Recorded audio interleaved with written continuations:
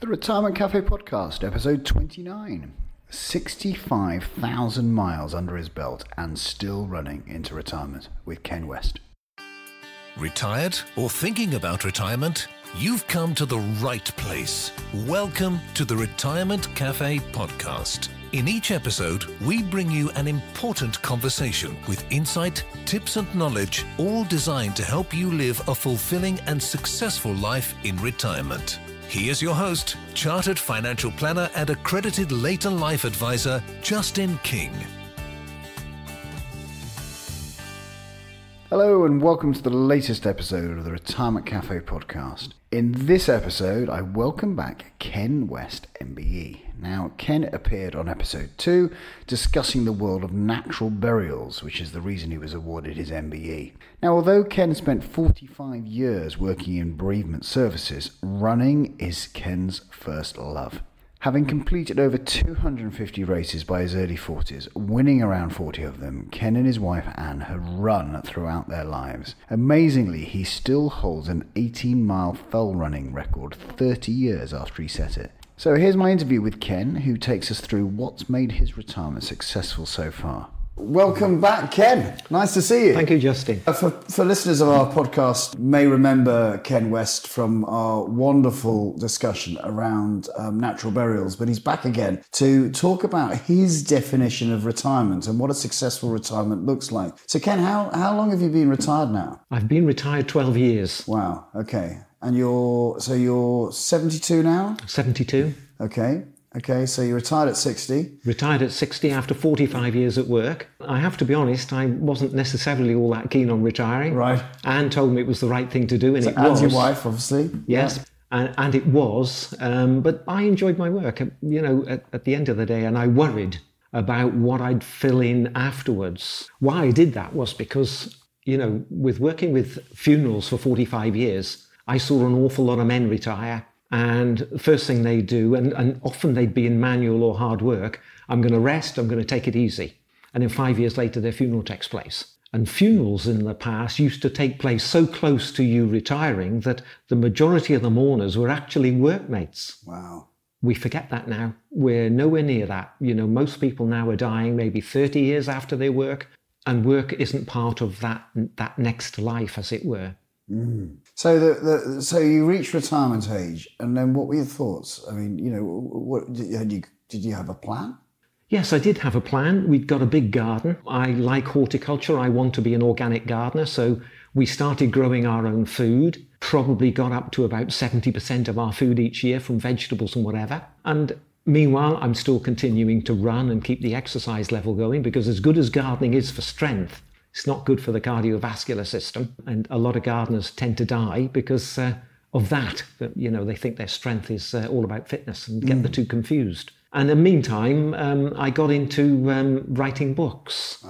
I was doing a bit of scribbling on the laptop, and then I think that somebody did approach me, in fact, and said, what about doing a book on natural burial? There were no books, and there have been no books following in the 12 years, specifically on how to open up a natural burial site, how to run it, and those sort of things. So I spent about 2 years doing that, and the publisher had approached me, so I knew I would get published. And that book came out in 2010, and it's been selling ever since, but in very small numbers. And that's RIP off?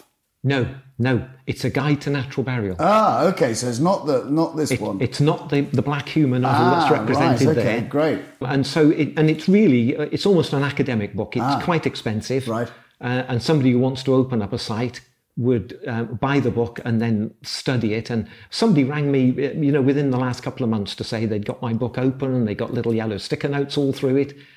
Because they're advising somebody about opening a site up. Oh, wow. Okay. And so it's an attempt to sort of put all of that into one book.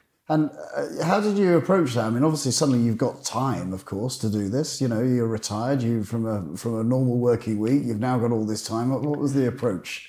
A relatively simple book, put it into just a linear form, start off with what natural burial is about, and then attempt to do the first definition of what natural burial is. Right. And I spend a whole chapter building up the definition so that ultimately you get to the point where you say a natural burial it's everything about the coffin, the site, but also the funeral. Right.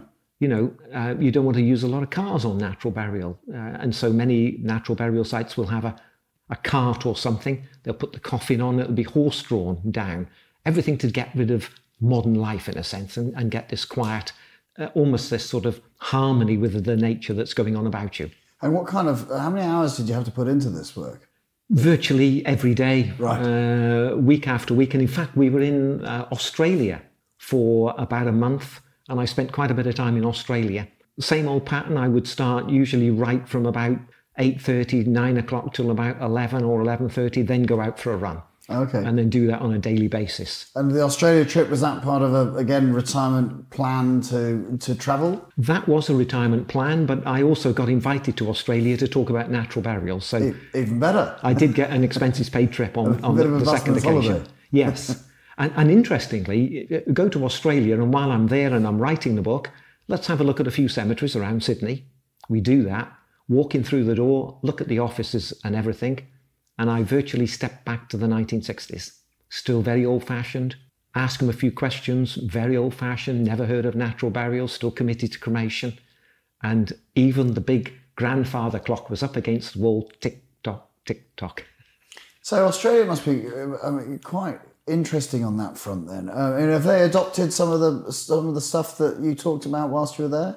They have, and I've become friends with a couple of Australians in Perth who have launched natural burial there, but still a long way away from how we would see it in Britain. Do you know much about it? I mean, this is slightly off track, but the Aboriginal burials, I mean, do you know much about how they go about it? No, I don't. You can see that being a very natural sort of burial, yeah. But you know, Australian life is really very separate to what was going on in the Aboriginal scene. Sure. So we did look at a lot of Aboriginal art, and I could see that there ought to be a crossover there, but there isn't. No. And Australia, because it effectively abandoned Britain, got into bed with the Americans. And so American funeral practices have virtually taken over there. Right. And it's all about mega big companies dominating the funeral market, and they do not want to do natural burial. Okay. They want to stick with the traditional funeral, the massive sales that they get through coffins and memorials. You know, the whole pattern is followed through in a very sort of commercial way. So once you'd written your book, and what else is keeping you occupied? You're obviously doing your gardening. What else has made a successful retirement so far for you? Continuing with the running and with the walking. So we wanted to get to know Britain well. And so doing long distance walks, getting out to Derbyshire, the Lake District and whatever, you know, areas that we've always loved throughout our life, really. And do you run competitively, or do you run just for fun, or, you know, tell me a bit more about the running. Purely running for fun. I stopped racing. I did 250 races, won about 40 of those races, and then stopped immediately in 1990 when I started to study for the DMS. There wasn't enough time to study. And so I was doing about 50, 60 miles a week. You know, life is committed to running, you know, eating, sleeping, everything. And so I dropped back to a casual 30 miles a week. Anne was running as well, so we can run together, and then get back to what you might call a normal life. But then, of course, it became study for 2 years. Sure. And so you're still enjoying your running now at the age of 72? Still keeping it going. Well, it sort of troubled me that quite a few runners I knew were going out in their 40s with injuries. Yes. So if you keep pushing with races and whatever and don't treat it seriously, you can end up with a knee problem or a hip problem, and then you're scotched for the rest of your time. So yeah, we've kept it going, and we're relatively comfortable, but we can prove that we're getting older. Yes. And what's your mileage down to each week now? Mileage is 20 to 25 miles. Oh, that's still significant then. Yes, and I still do a little bit of sprinting in there, a little bit of fairly hard work, just to test the cardiovascular system. Okay. And you're still enjoying your gardening? Still enjoying the gardening, still enjoying the walking. What the running does, of course, you know, people will sometimes think, oh, you're just infatuated with living longer. No, you're not. You're infatuated with feeling well. It's about waking up in the morning, feeling that, you know, you're alive, looking forward to the day. And if you do a little bit of running like that, when it comes to walking, you can walk all day. The fitness level stays there, and I'm sure that I'm as fit as I was when I was in my 20s, nowhere near as fit as I was when I was in my 40s, when I really reached a peak. Right. So I can see different periods in my life when fitness meant different things. Now, I've got down in my notes here that you hold a record, and you've held that record for over 30 years. Tell me more about that. That's the Church Stretton Skyline race. I suppose if I look back... Is that Oswestry Way, or where's Church No, Stretton? it's further south in Shropshire. Okay. But it's not far from Ludlow. Okay. That area, beautiful area, the Stretton Hills, yeah, really. Hilly, yes. Oh, yes, it's a beautiful area. They call it Little Switzerland still sometimes. The race is there. It's about 17 to 18 miles. Cross country. Cross country, yeah. I think there are virtually no roads in it. There might be very short stretches. And they're all sort of grassy, but very steep hills, but no rock. That suits my style. On that particular race, a friend of mine was running. He expected to win it, or was hoping to, so he was pushing me right through the race. And I only really dropped him off in the last half hour, and then got this record time. Brilliant. 2 hours 17. And it's still held today. It's still there today. I've looked at it a number of times. Some very good fell runners have had a go at it and been within, I think, 4 or 5 minutes. But most years, the runners are probably 10 to even 15 minutes behind that time. Standards generally, Justin, I think were very high back in the 80s and 90s. Yep. And they've dropped off a little bit in races generally. Okay. So 12 years into your retirement, what does the future hold? I don't tend to think about the future, beyond, the next 12 months or whatever. Because I'd written that first book, I fancied trying a black humour novel and finally settled on R.I.P. Off. And that was really telling a human story about funeral experiences and giving you the sort of background to what goes on at funerals, but tying it into real life stories. So you could see what it was all about for the people who were involved. And then having done that, I decided, because of course I'd go to local bookshops and say, any chance I can do book signings here for R.I.P. Off? No chance. Anything to do with death, don't want to know. And I realised that if I'd written a children's book or a romance, they'd be quite happy to have me in. But because I'd written a book about funerals, don't want to know. So I thought, no more death genre books. And that was when I decided to write the book. Comes out next year, My Pagan Ancestor Zuri. And what I felt I could do was look at the pensioner environment here in Christchurch, which is very special. We're the oldest population in the UK. I also know that the way wealthy pensioners live here is not the way they live up in the north or in the Midlands. There's big differences, and I think I could reflect on that. So unfortunately, I might have a smile or two at pensioner life down here. But then also thinking that, why are we pensioners here? Because of the beauty of the location. And then in my street, we have a Bronze Age grave right here in Friarscliff. And I was going past that grave one day and I thought, so a warrior would probably pop up out of that grave. He'd been buried there 3,500 years. And he'd speak to me and I wouldn't understand a word. And I thought, it's just weird, isn't it? And we know so little about our ancestors living down here in Christchurch. Yeah. And we know more about the pharaohs and what goes on in Egypt on the Nile. And so then I decided to resurrect somebody from 2200 BC.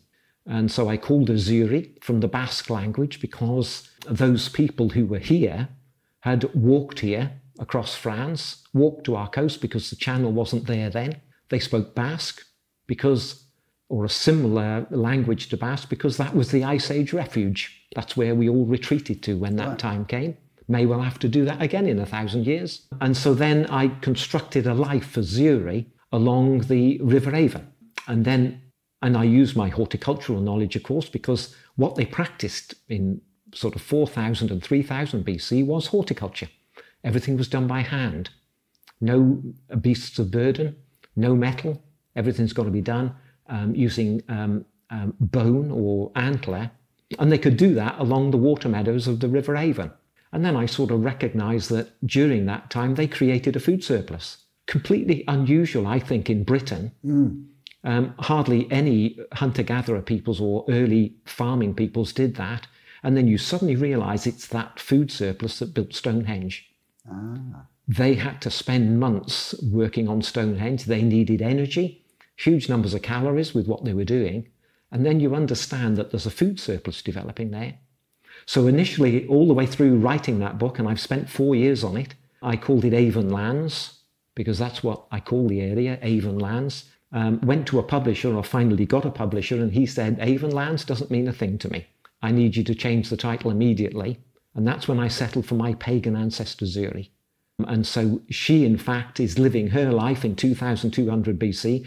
So I try to alternate the chapters, and I might look at similar subjects. What are the pensioners doing on housing here in Christchurch at the moment? Bungalows are disappearing, the icons of Christchurch. What did she live in? So she builds a hut, and then we understand how the Neolithic economy worked, how important things were. Fascinating. And then look at her health, our health, obesity, other issues like that. And then ultimately she dies of TB, which was a new illness then. They introduced it with their cows. And so then we see her off into another world. And she gives us a reflection, really, of Stonehenge, what went on there. Oh. She meets the Amesbury archer. His grave and his body are nicely set out in a beautiful glass cabinet at Salisbury Museum. She meets him, she sees a change, and she suddenly sees how our acquisitive culture starts with that man, 2000 BC, little bit of gold, bit of copper, suddenly we're all into acquisition. And that goes right down to today when the wealthy pensioners of Christchurch love their acquisitions, whether it's a boat or a Mercedes. Ties up perfectly with that period, 4,000 years ago. Wow. Change of culture. Brilliant. I really look forward to getting into that when it comes out. So you've obviously, you've seen a huge amount of things in your career around, burials and people moving into retirement, etc. What's your advice for people who are just about to enter into retirement? They're going into that transition. If you reflect on your times, what would your advice to be to them? My advice would be to consider the car as emergency transport. Right. That's the first thing. Start moving and keep moving. Doesn't matter whether you walk, you run, you swim, you bicycle. The body's got to be kept moving. And one of the things I talk about in my most recent book is that, the buttocks were not made for sitting on. They're actually muscles for moving the body around, and sitting is really quite harmful. And muscles decline virtually in 48 hours. Your muscles are declining. And that's especially important to men, because men lose up at 1% of their muscle mass every year from the age of 30. So 40% of their muscle mass is gone by the time they're 70. And there's some evidence that your physiology is tied up with those muscles, certainly for males. I mean, females we know live longer. So it's quite important, get active, then get a focus. I think it's really important to get a focus. You need to be doing something. Volunteering is wonderful, and the British are so good at it. Doesn't matter what it is, even gardening, any of those sort of things, as long as you're sort of keeping yourself mobile and moving. And then I'm very inclined to say to people, keep off medication. Because Anne has worked in medicine all her life, you immediately identify that no matter what medication you take, it has side effects, and they're never good. And it's really quite important to go to the doctors on the basis that I'm going to attempt to get out of the surgery without taking medication. Because exercise, being active, and getting outdoors 2 hours a day is the recommendation at the moment. Quite difficult to get out of doors for 2 hours a day when you're retired.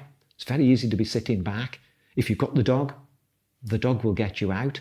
But you need to be stressing your body slightly. You need to be breathless at least every day. And so sometimes I think a simple benchmark, walking 4 miles in an hour. Some of the experts will say, that's a good sense of fitness. Walk 4 miles in an hour. That's what the army used to do. 15 minutes a mile. It doesn't put itself out of reach for people. It's something that you can immediately say, I can do, costs no money, and you can do it here on the front at Friars Cliff down to Muddyford. Wonderful place to be walking, just keeping active. Yeah, brilliant advice. Great. Well, so keeping active, getting a focus, and and being interested in lots of things, and maybe your local history is one part of that. So we've got it all over the country. So once again, Ken, thank you so much for coming in to see me today, and I really enjoyed our conversation.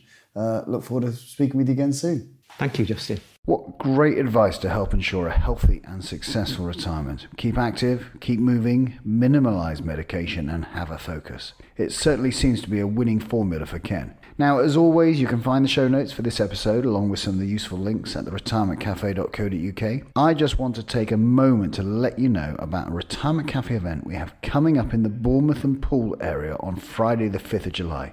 This event is an opportunity to meet experts on inheritance tax planning and, over coffee and cake, get your questions answered on this complex topic.